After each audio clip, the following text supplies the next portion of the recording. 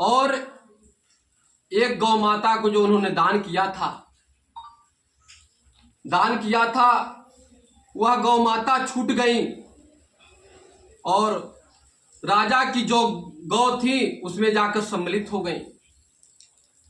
ब्राह्मण तो कुछ दिन तक गौ को खोजा लेकिन गौ माता मिली नहीं और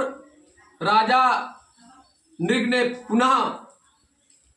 उस गौ माता को दूसरे ब्राह्मण को गौदान कर दिया। महाराज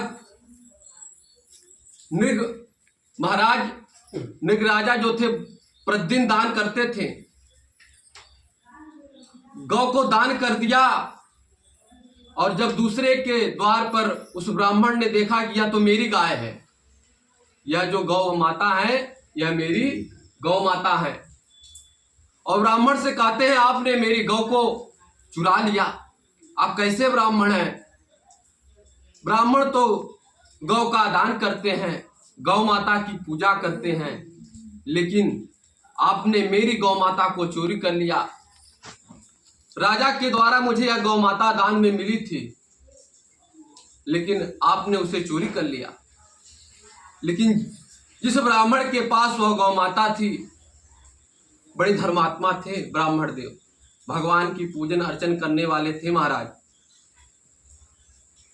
भगवान शालिग्राम की पूजा करने वाले वह ब्राह्मण थे, जप तप करने वाले ब्राह्मण थे। वह शांत भाव से ब्राह्मण उस ब्राह्मण से कहे महाराज यह गौ माता मुझे राजा ने स्वयं कल ही दान किया है,